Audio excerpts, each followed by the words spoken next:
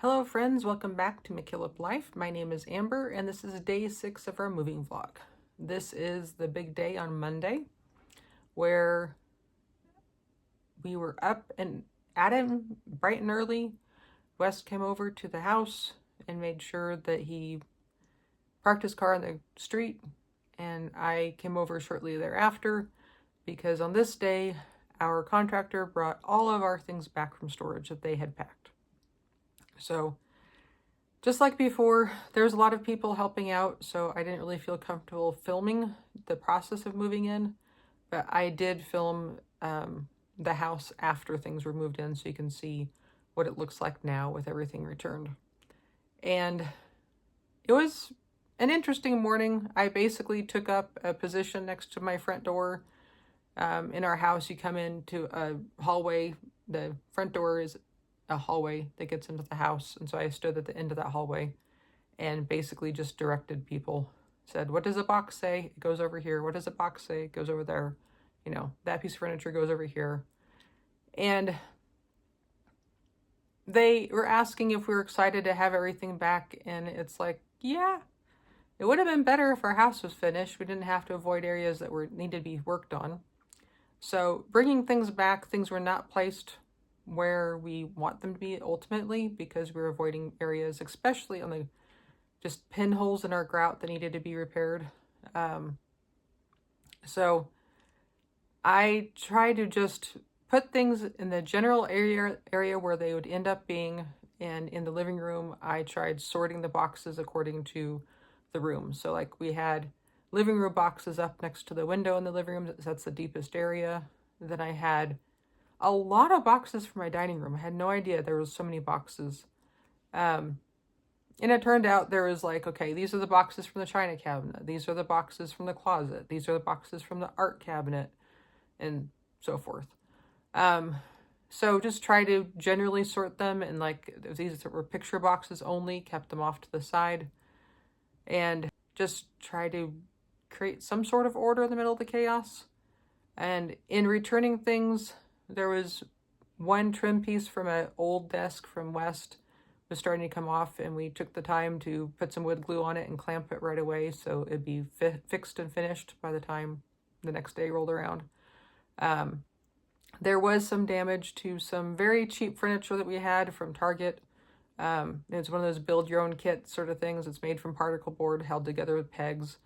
So not the highest quality stuff, but it was disappointing. They did say if I find any damage to just keep track of it. And previously, the one major thing that got broken was actually when they were moving things out. Our large IKEA storage unit basically tacoed. It collapsed. So they had already said, you know, order your replacement, give us the receipt, and we'll take it off the bill. And it's the same idea with anything else I find damaged. So on today's list, actually, so several days later, I want to go through Target and see if they even have that furniture anymore. I don't think they do. I tried looking online. But if not, then at least get a price estimate of how much it would be to replace it. And we had already wanted to change up the way our living room was set up. So I may end up using that replacement money to buy like a plant stand or something for another room where I'll actually use it. So I don't know. It's things to be considered. And we need to look at our contract and get more information about how long we have to unpack and let them know if we're finding broken things. Because I feel very pressured to do that. But at the same time, I have been very open with the fact that I don't want this move to be rushed or in haste of just shoving things back where they were, because I want to consider, was that the best place for them? Do we even need this stuff? You know, that sort of thing. So that the pacing of unpacking is still in question. But the day of the move, things came back. We found a couple problems, but overall it was pretty smooth. And the larger, heavier pieces of furniture are roughly where they should be at this point. And that took most of the morning. And then we also chatted about other repairs that need to be done around the house. We're still waiting to hear back as to what all they're willing to do.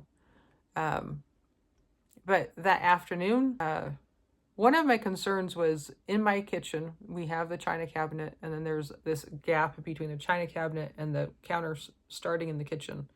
And in that gap, we had our trash can on the floor, and then above it, we had a custom display cabinet West had built for me for all my spices.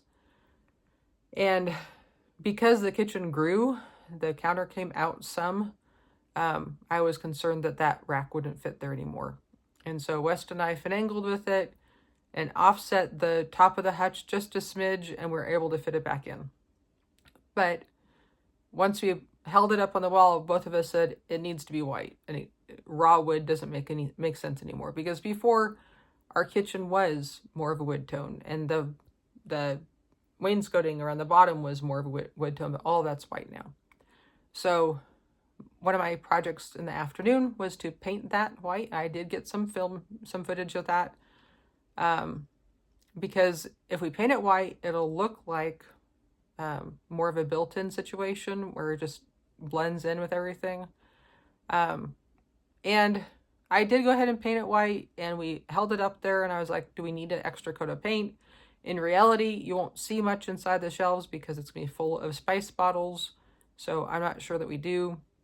And we came to the conclusion that we didn't mind the rustic look of a slightly whitewashed look in some areas on it, just as long as it's not raw wood. So that project turned out fine, and I was actually able to use the white paint that I had used in the bathroom. Same stuff, worked well.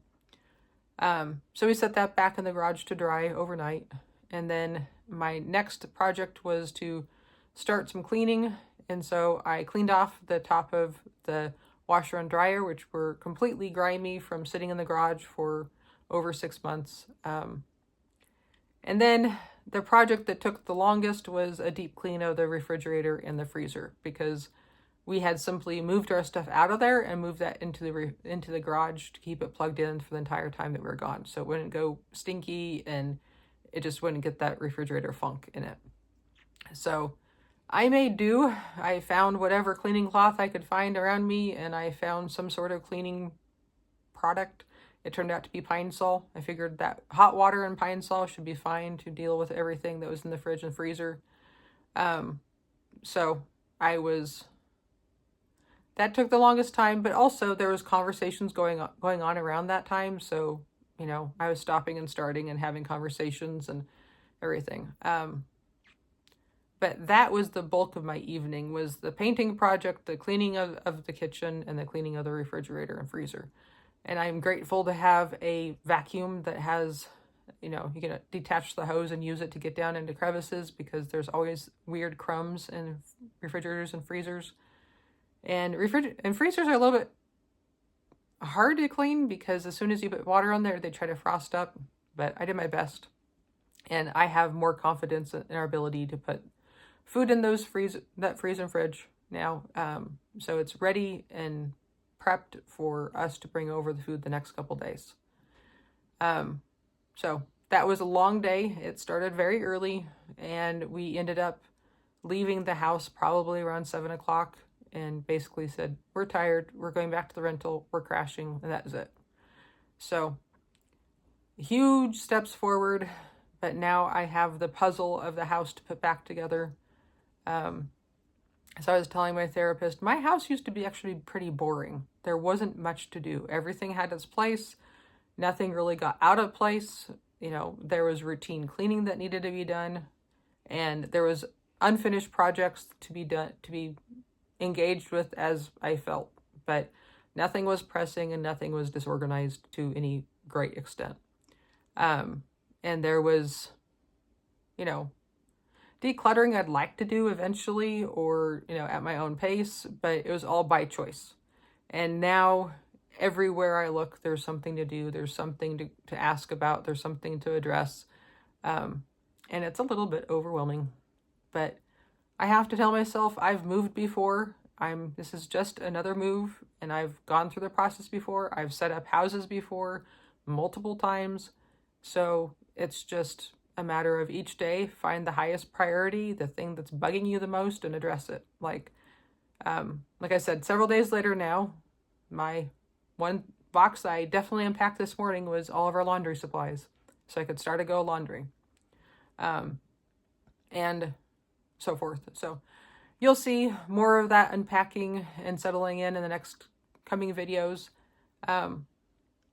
Since I think this vlog will still continue as a moving vlog, because after the stuff came back from the storage, we still have to officially move out of the rental and clean it up and turn it in. So I think through the days of turning back the rental, those will still be moving vlogs, and then I'll probably switch over to a different title. If you have a suggestion for that, then feel free to put it below.